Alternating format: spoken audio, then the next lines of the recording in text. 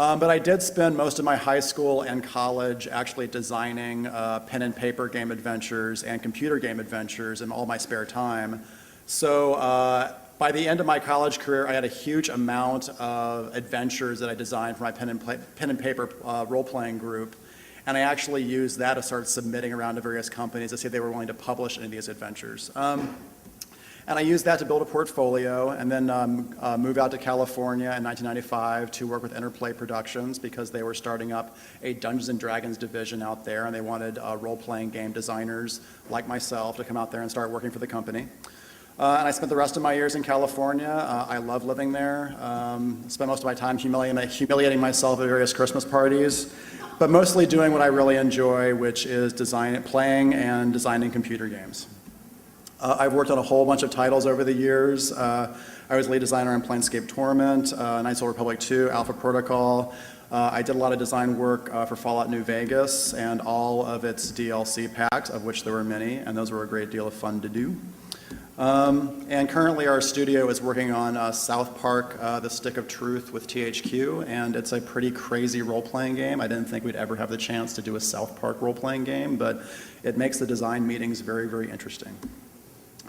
I am currently finishing up my work on Wasteland 2 with In Exile Entertainment and Brian Fargo.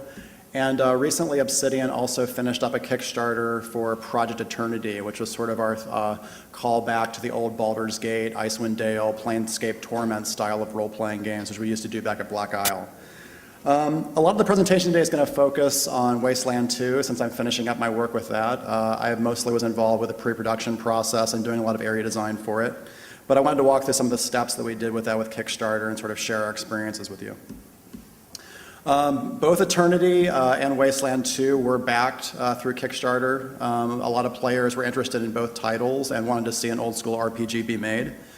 And also, we've discovered that Kickstarter's actually been able to sponsor a number of other media outlets for franchises we've worked on. So for example, there's a whole web series out about Fallout right now called like a Nuka Break, and they used Kickstarter to actually fund their entire season 2 of production. So seeing other spin-offs of franchises we've done through Kickstarter has been pretty exciting. So anyway, Wasteland 2. Wasteland 2 was the second big game, computer game Kickstarter that was thrown up. It raised over $3.1 million, although if you see it's like 2.9 here, rest assured that with the PayPal donations, that pushed it well over $3 million. A few months after that, Obsidian started their own Kickstarter project, which was Project Eternity. That did very, very well for us. It's the second highest computer game level to be hit on Kickstarter. The current record is being held by Chris Roberts, who did the Wing Commander series back in the day. I think he raised over $6 million for his project. So one interesting trend we're noticing with Kickstarter is that the donation level just seems to keep going up and up and up over time, which actually kind of surprised me a bit. So I wanted to explain what my role is in all this. I am not a CEO. I am not involved with marketing. I couldn't tell you the first thing about how to sell a product beyond being really excited when you demo the product and answering a lot of interview questions. But beyond that, I don't know too much about it. What my role is at the studio is I'm the creative director, which means I'm responsible for, hey, what makes our games fun? How do we bring that fun across to the player? What sort of game mechanics do we want to do to sort of enforce the level of enjoyment? And are all the designers focused, happy, and doing all their tasks on time to the end result of making a good game for players to play? Also, I have one other quality that I bring to the table, and that's I really love games like Wasteland 1, and that's how I got started in this whole process. I spent way too many hours in early high school playing Wasteland 1 to death, which made my mother very, very, very sad. She did not understand why I was wasting all this time in computer games because apparently there's no future in it. And to this day, I'm not sure she still understands exactly what I do on a day-to-day basis, but that's okay. It all worked out for the best. But what I really liked about Wasteland is that I always felt that it was a true role-playing game. There's a lot of things that that game did, just from a pure idea standpoint, that I don't actually see in a lot of role-playing games today, just in terms of innovation. They had crazy skills in Wasteland, like you could repair toasters, and that was one of the skills you could get. It was totally off the wall, but you could use it to actually get more loot to your character or solve certain quests, which I thought was pretty clever. They even had a mechanic in Wasteland 1 where they actually allowed you to clone your own party members. So if you didn't like any of the companions the game gave you, it would actually give you the option of say, hey, well, you know what? If all our companions suck, why don't you just take one of your badass player characters and just make duplicates and rename them? And the game just allowed you to do that, which I thought was awesome. Also, they had fantastic level design. Wasteland 1 was a post-apocalyptic role-playing game, which meant a lot of the time you were exploring like the ruins of Vegas or Needles or Quartz or a whole bunch of towns and communities out in the wasteland. But then they had great levels like you could take an android's brain, plug it into a machine, and then transfer your consciousness into that android's brain, and then explore that entire level using like your intelligence to solve various puzzles and like actually use more psychological mechanics. And it had a lot of cool ideas like that I haven't really seen in a lot of today's role-playing games. And those are a lot of things that I actually love about role-playing games. So what does this have to do with the publisher model? So publishers have a very responsible goal, and they're out to make a profit for their companies, which is absolutely makes sense. However, when it comes to developing content for titles, sometimes generating a revenue from a publisher company can be a little bit difficult if you want to include new innovative ideas with RPGs or something that sort of goes off the beaten path. As a result, there are a lot of games out there, notably adventure games, that we don't actually see a lot of anymore because actually publishers can't seem to generate enough of a revenue from games like this, and there's not a sense that the market is actually interested in games like this. Usually if I ever want to play an adventure game, you know, I love Grim Fandango to death, for example, no pun intended. If I ever want to play an adventure game, chances are I actually have to find a game on the DS or actually find an old adventure game that's been retooled for the iPhone and then download it as an app.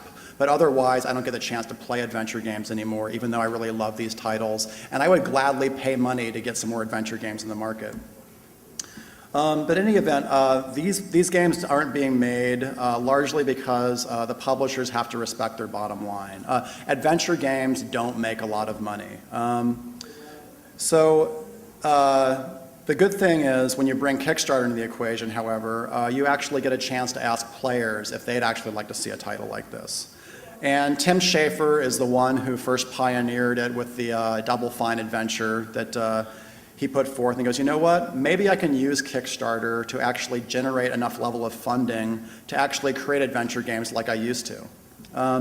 And within 24 hours of putting his title up on Kickstarter, he'd blown past his funding goal and he made an easy $1 million just on the first day, which was a pretty clear indication that there was a target market out there for adventure games, even if it may not be as expansive as it would be appropriate for a publisher's numbers.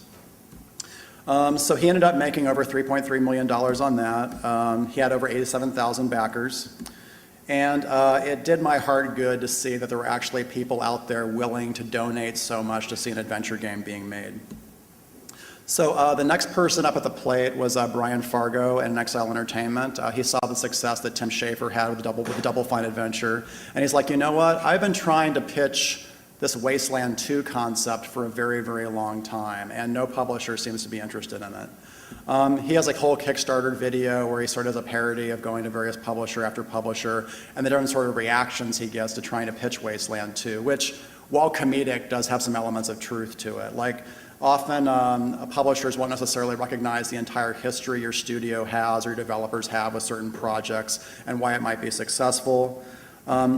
Other publishers may not realize the origins of some of the games that are being pitched. So for example, Wasteland was actually the spiritual precursor to the entire Fallout series, but because Interplay couldn't get the rights for Fallout way back when, they actually, for Wasteland way back when, they actually had to make a brand new franchise that embodied sort of the cool elements about Wasteland, and that product line went on to be Fallout, the Fallout series.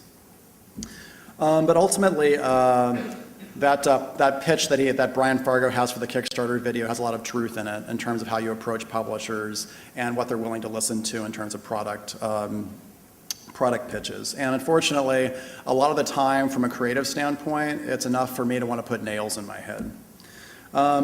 There is nothing more aggravating than going through the process of trying to set up pitch meetings for various projects. Usually, whenever we're involved with pitching a product, we have to make sure we take down a certain number of our staff to do things like getting the PowerPoint ready, have everyone proof it, get all the pitch materials ready. If there needs to be a gameplay example, we have to take the programmers down, possibly like for a month or a month and a half, to get an engine running that actually shows the art assets for a particular franchise we might be trying to pitch, or for a certain gameplay element we're trying to show. And all of that ends up being pretty difficult because for a studio our size, we're usually trying to final a project at the same time, and we don't usually have a lot of resources to go around. So if you're doing about 20 different pitch meetings over the course of a month, that can really grind your resources down at the studio pretty quickly. So once you have all the pitch materials together, you go through the whole dog and pony show where you sort of take it on the road to various publishers. And if you're lucky, there's usually like 4 or 5 publishers in a specific major city. So you can do the rounds pretty fast, but even that process gets people out of the office and ends up being pretty exhausting in terms of showcasing the title. And again, that ends up being very frustrating from a creative standpoint. I think our CEO is a little bit more well-behaved and well-mannered about it because it's more of his job. But all I can really see is all the time that we usually spend in trying to convince people to make these products. So the whole goal of the pitch is pretty simple. It's how to take a small investment of money and turn it into a large investment. And we recognize that not only is there this development cost associated with the project, but generally the marketing cost that a publisher has to bear is usually a great many times more than the actual development cost for the product itself, which creates another burden on publishers. In addition, part of our goals for the pitch is to show how it can be used across all consoles, as well as the PC. If there's any mobile tie-ins for the project, publishers will want it, so you always have quick access to the game no matter where you are. And not only do you have to worry about the basic level of consoles, but you also have to worry about the next generation of consoles as well, and making sure that whatever pitch you're delivering in terms of game content is actually leveraging all the brand new features these consoles are supposed to have, even if those haven't been quite finalized yet. So that throws another challenge in the equation. And ultimately, these give a pretty hefty price tag, just about every pitch that you throw to a publisher. Usually our pitches run anywhere from $20 to $30 million, which is a huge gamble for any publisher to put forth in terms of funding. And you know what, it is a big risk for them. When it comes to, hey, would you rather stick with building upon an existing franchise that people are comfortable with game mechanics that people are comfortable with, you want to mitigate all the X factors involved in that investment as much as possible. You don't necessarily want to jump on the next risky RPG, nor do you want to jump on an old school RPG. Any sort of adjectives that's going to limit your audience, all of that's going to reduce your revenue and make your pitch that much more unappealing. So that makes publishers tend to be very risk adverse when it comes to actually looking at various pitch materials and content for new games. And I really can't blame them because, again, $20 to $30 million is a lot to put down, and that's not even counting the marketing costs associated with the title. So, but even with that said, when you get all your pitch materials together, at that point, you go on the road and you begin your pitch meetings. And that can have a whole bunch of both positive meetings and a number of negative meetings. And the negative meetings can be really quote-unquote morale boosting. Like usually you're competing with people that are checking their cell phones or BlackBerries constantly. They don't necessarily want to be there. They have other things to do. They're not really engaged with anything that you're showing them, nor are they necessarily interested in the type of genre of game that you're proposing. Not everyone at the meeting is going to be that engaged with it. We've had people in presentations just pass out and fall asleep on us, which is also fantastic. If you're ever showing a gameplay video or a PowerPoint in a darkened, air-conditioned room, maybe like this one, chances are you're always going to run the risk that maybe the legal department or the marketing director or whoever didn't get enough sleep the night before, so they'll actually start passing out in the middle of your meeting, which is fantastic. What's worse, however, is sometimes a developer will get in contact with someone that I call the mouth. And the mouth is incredibly excited about your project. He can't wait to put ink to paper. He can't wait to start working with you. Let's get something going tomorrow. But ultimately the danger of the mouth is that he's so super excited, but yet he has no power to make anything happen. So basically he's just spewing a lot of words at you that may potentially get your hopes up for a bit before you realize that he actually has no authority. And that will explain why you never actually get a call back about the project that you just presented, despite what level of excitement that he actually had. And all of this, of course, wastes more time, which as you're filing a product is the last thing that you want to do. But yet at the same time, you do need to be able to jump onto a product pretty quickly after you finish the one that you're working on. Otherwise, you are causing your own development company a huge financial loss if you're not providing any work or income as soon as that other project is finished. So hopefully things work out. You may agree on, well, verbally agree on a deal that will benefit both parties, or at least it seems to be that at the outset. And the contract negotiation process begins, and that becomes a huge labor of Hercules to drag across the finish line. Their people will talk to your people. The whole hamster wheel will keep rolling around in the process. Each side will try and bleed the other one for whatever profits it can get out of the deal. Again, that's enough to make you want to tear your hair out and scream.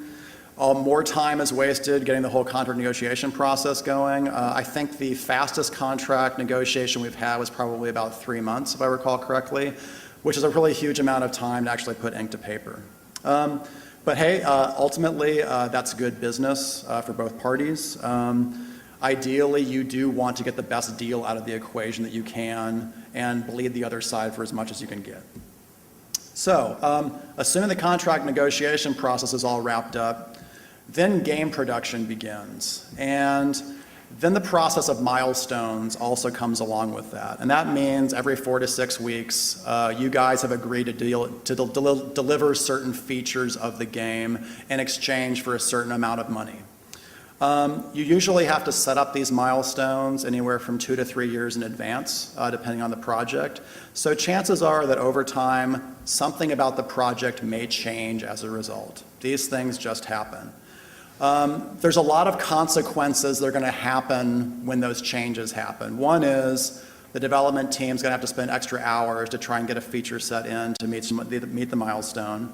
They're going to have to find ways to downscale the project, and generally find ways to figure out, you know what, how can we deliver a certain set of features within the deadline date?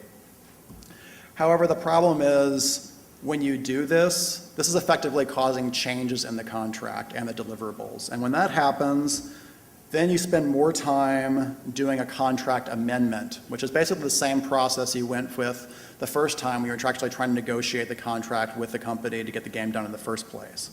So you spend more time doing that, but in this case, you're actually not getting paid at all during this time while you're waiting for that contract amendment to get squared away. So that creates more starvation and resource problems at the studio that you have to deal with as a result. Also, the publisher is going to give you a producer to act as your liaison. And if you're lucky, and we have been, your game producer will actually like the title that they're working on, and they'll actually play the title that you're working on. What we have discovered in terms of stories from other developers who have since gone out of business is that chances are the game producer may not actually play the game at all. Usually what they'll do is they'll do a poll of QA to see how they feel about the project. And even so, QA isn't necessarily really playing the game. Sometimes they're just testing certain features for the milestone, making sure things like all the doors are working correctly. But ultimately, the producer is in danger of losing contact with the title that they're actually working on. And this ends up being a lot more common than we would have thought. One bad example from a developer that actually went out of business, they actually had the misfortune of going through 4 different publisher producers over the course of their project. And they found that the vast majority of these producers didn't actually even like the game that they were producing. So when that person ends up being the only voice and champion for your product at the publisher, the fact that that person doesn't even like your game sort of ends up souring any arguments that you could make or ways of negotiating how to make the actual game better as a result, if your only mouthpiece doesn't even like your game. So there's also one other thing that you're fighting with the game producer, and that's the two of you are in a very temporary relationship. They only have to work with you for 2 or 3 years versus their life with the publisher, which is the boss that they're always going to have once you two break up. So you have to recognize that even if they do feel passionate about your game, even if they do feel that by raising a certain issue it's the right thing to do, they have to recognize that every issue they bring up might potentially damage their career at their home company. And that's another struggle that you're fighting against. So this usually results in sometimes when it comes to dealing with issues of money, time, or quality, that ultimately things like convenience end up popping up because it simply just ends up being more convenient to take certain easy roads rather than actually fight for certain elements of the game. To complicate matters further, it's not just the publisher that you answer to during game production. Also, you have to answer to the players once the game is released. And they're going to have all sorts of opinions about the final state of the game, what feature sets they liked or didn't like. But ultimately, you're serving two masters, both the publisher who's actually paying you and the players that are actually spending money for the game. And that money usually ends up going to the publishers. That all said, that's a very sort of the dark side of the moon approach to publisher relations. We've actually had a lot of positive experiences with publishers over time, so I feel like to be fair, there are some things that publishers have done well for us. One is there have been publishers out there who have always been willing to give us technical support when needed, which would have been very difficult had it just been the developer itself asking. They're able to bring extra programming resources onto a project. They may actually be able to contact the guys who at Havoc with their physics engine and actually have them send a senior programmer over to help us work through some issues.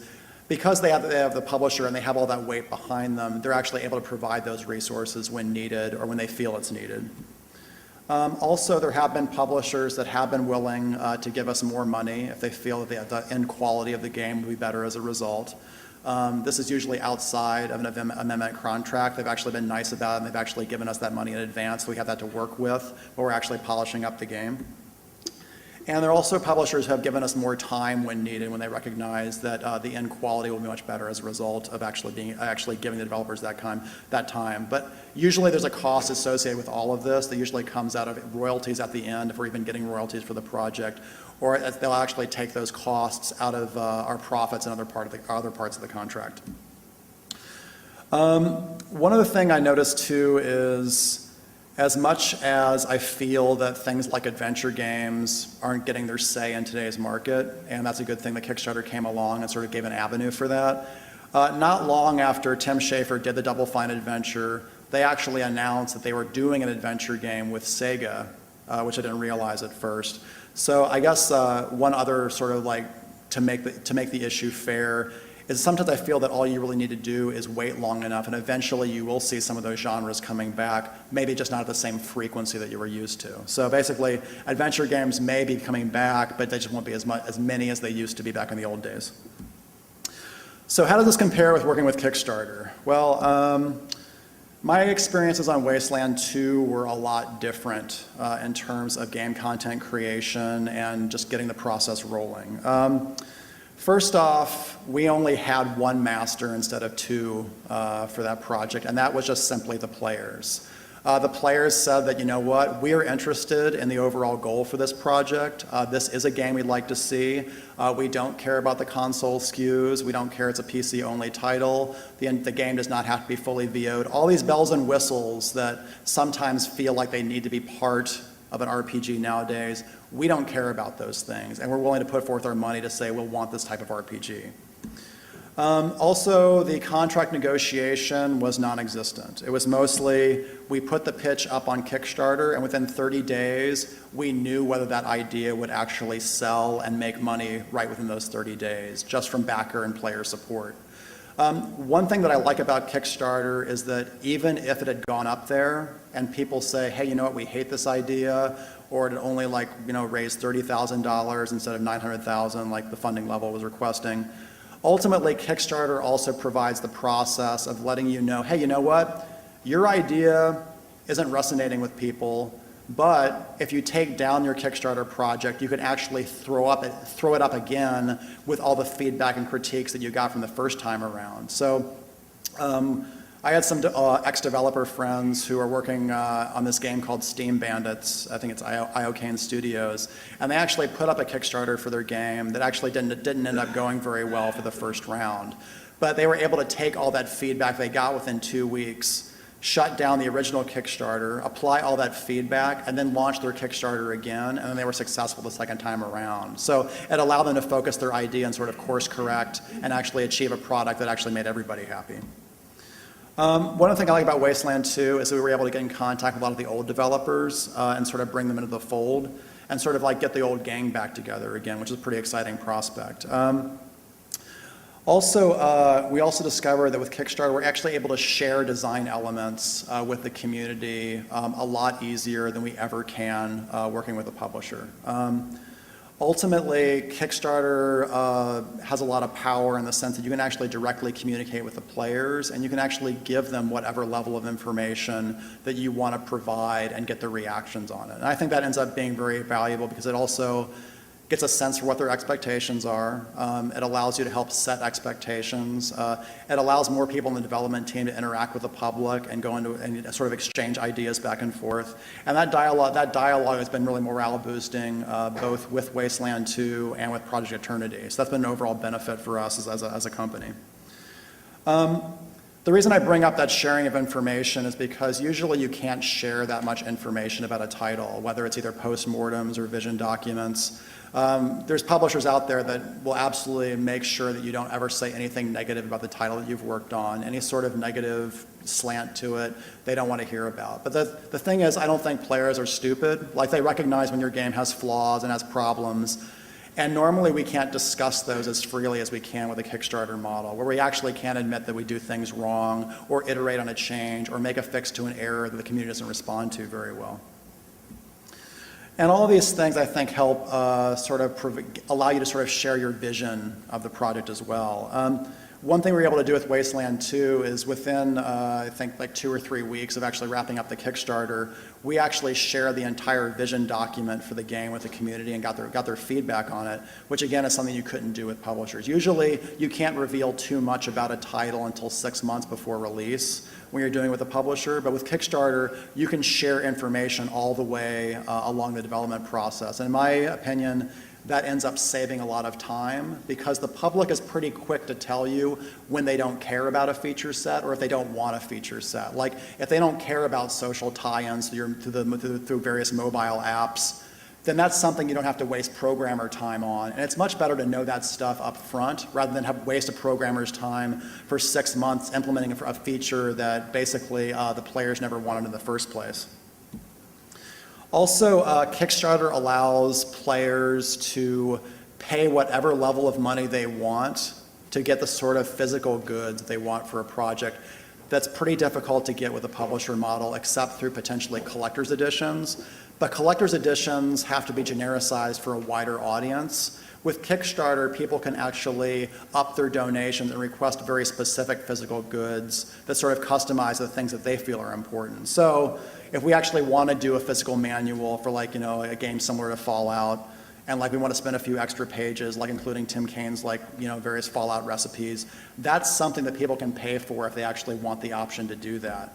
But if you're trying to sell that idea to a publisher, what you're struggling against there is there's a physical cost for creating a manual and every single copy of the game. Every single extra page you add to that manual is an additional cost over several million, across several million, packaged goods, and over several million copies of the game. All those manual costs do add up. So that's actually not cost effective for them, nor do they have a way of polling each individual player to see what they want and for the end result for physical goods.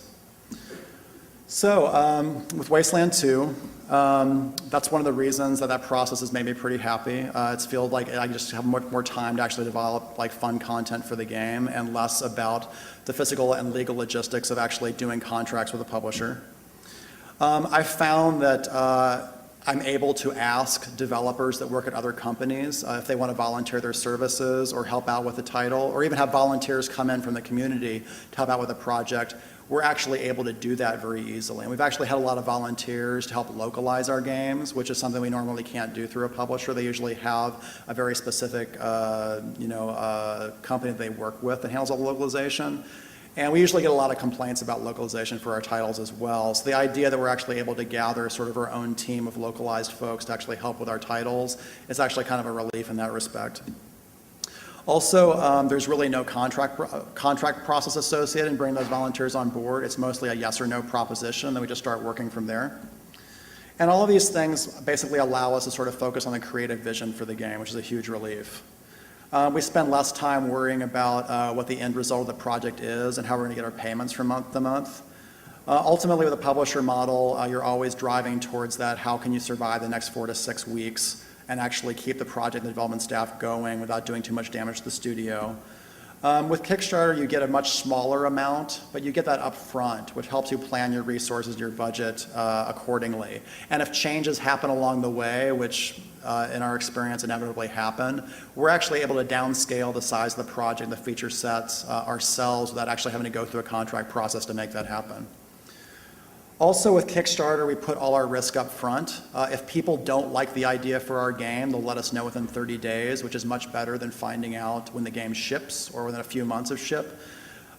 Usually the way the publisher model works is you sign a title with them, you usually work on it in secret for probably about a year, maybe a year and a half, and then they start marketing the title and building up the buzz for it for the ultimate sales. But when they actually reveal it to the public, that's the point where they're taking the risk to see if it actually resonates with people. With Kickstarter, you're actually asking them in the first 30 days if they'll respond to that idea and getting their money up front, which is really advantageous to a developer. So from there, you're just able to go and actually work on the title, which is a relief. There's no CEO or the publisher that you have to deal with, and that makes things with contract negotiations, having that out of the picture makes things quite convenient. However, a lot of that is what I call honeymoon talk. Kickstarter is still a very, very early model for crowdsourcing and using that to fund games. And I recognize that Kickstarter, in many ways, is still in a very honeymoon period when it comes to this. I still feel that Kickstarter is pretty risky in terms of players' investments. There actually have been Kickstarter projects that have failed pretty badly over the course of development. And ultimately, players aren't necessarily buying a title, they're investing in the possibility of a title, which puts them in a pretty bad position should things go south.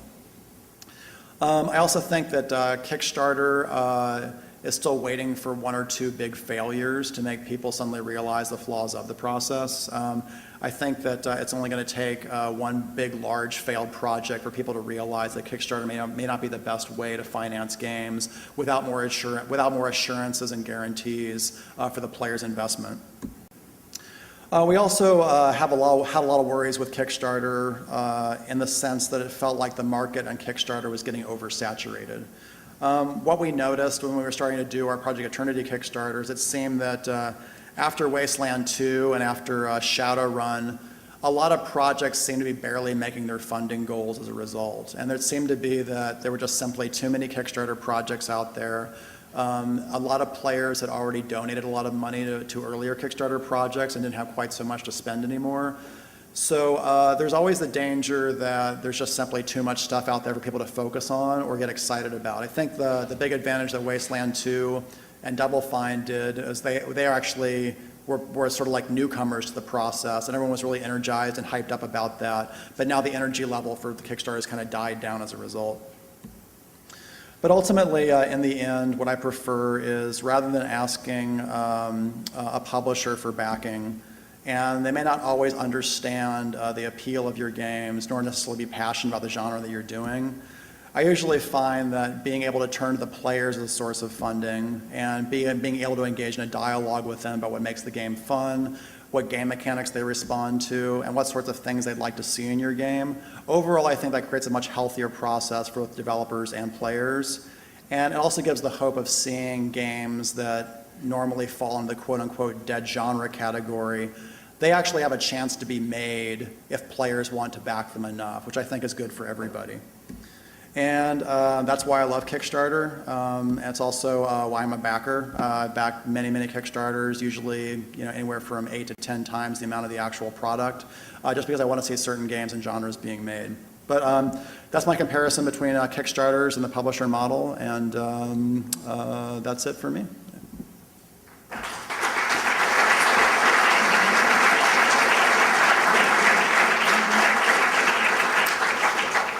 And I actually was going to take questions, but considering where we're running, I'm not sure if that's necessarily time for that. But if you guys want to grab me outside or any time in between the breaks, you guys are absolutely welcome to, and I'd be happy to answer whatever questions you have. But I think moving on to the next presentation would probably be the good thing.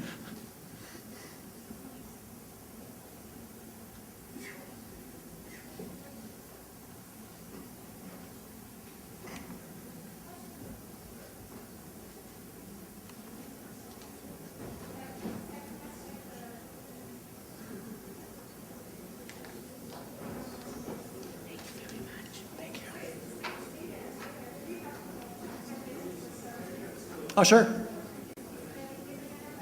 Yeah. Well, thank you very much.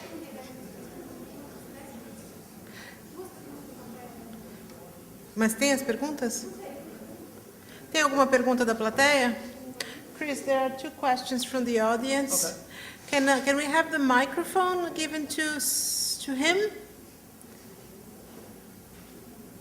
No, we can't have the microphone given to you. I can repeat I can also repeat the question. Okay, sure. Hello? Yes.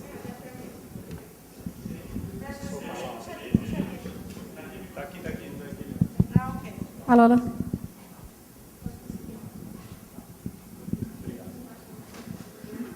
Chris, hi. Here. Hello. I'd like to ask a question about like most of these successful Kickstarter projects.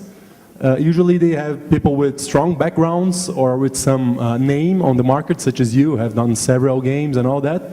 And some games from smaller studios or not so famous people, it's really harder to get an audience to look into it and on further notice to fund it actually. What are your thoughts on that, on some people that are smaller, even with smaller projects that don't need that much funding to go to this model? Is there any advice you'd share for?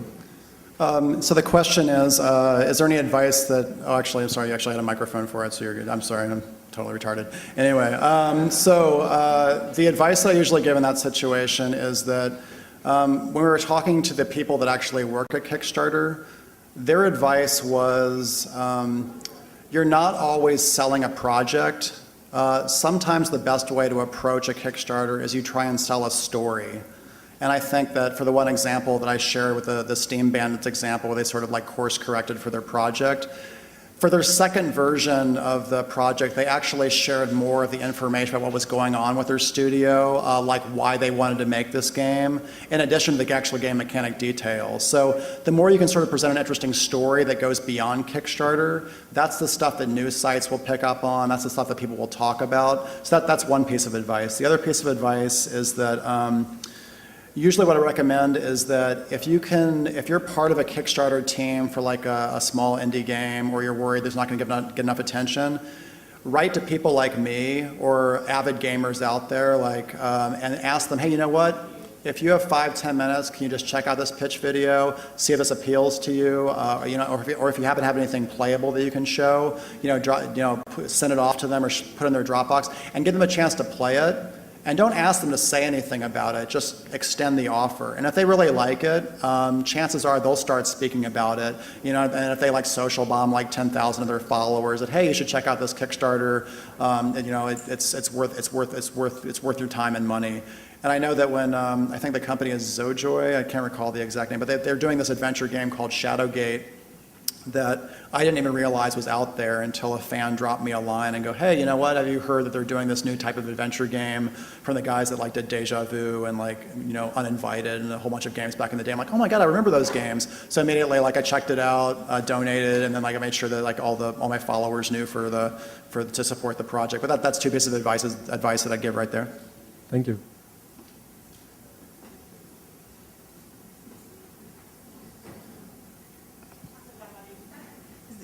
Tem mais alguma pergunta? Só mais uma para a gente terminar? Tem uma?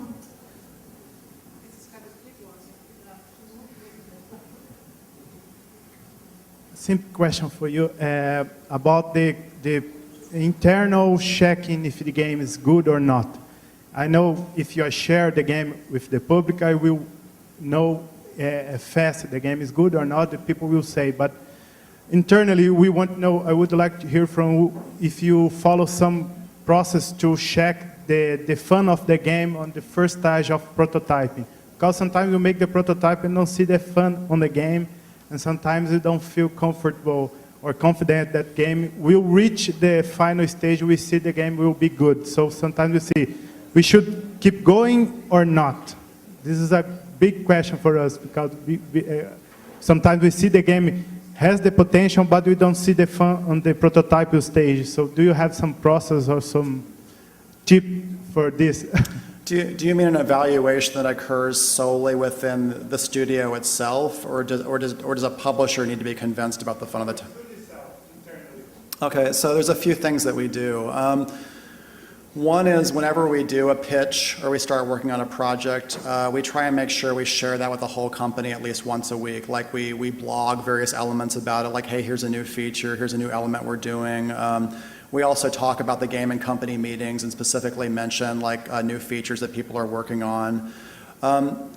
Beyond that, however, what we try and do is we actually make sure that all the designers in the company can be as involved, actually not just the designers, but all departments, in the sense that, hey, if you ever want to come to one of our team meetings or pitch meetings, you guys have the opportunity to sit in, weigh in with your thoughts and opinions. So we actually usually have an outside perspective coming from at least one other team at the studio to sort of like weigh in with their thoughts, which ends up being valuable because chances are some of those personnel will eventually be transferred over to the first project since they usually don't finish at the same time.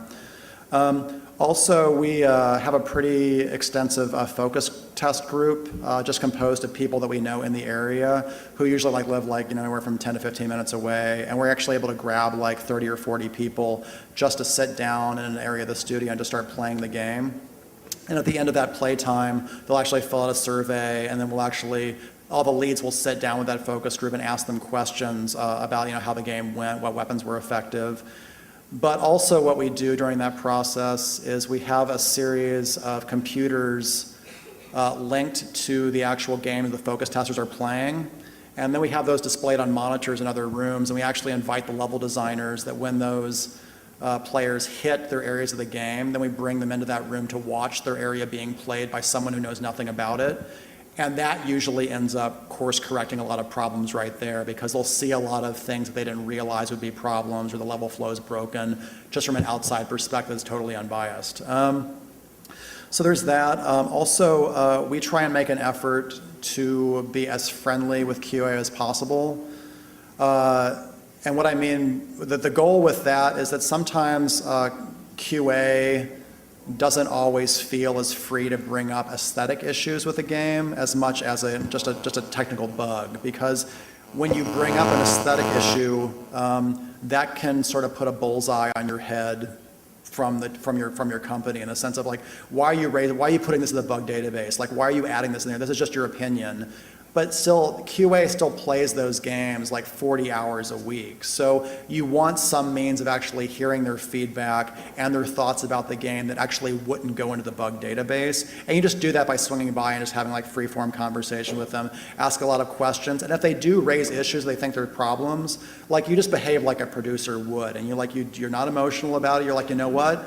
That's a good reaction. You make a note of how many people report that same reaction, and if it's enough people, then you see about correcting that issue. One specific example I have is for a long time, quality assurance wouldn't write up story bugs. Like if they didn't understand like a logic flow for something, or if a story element didn't make sense, they would just let it go.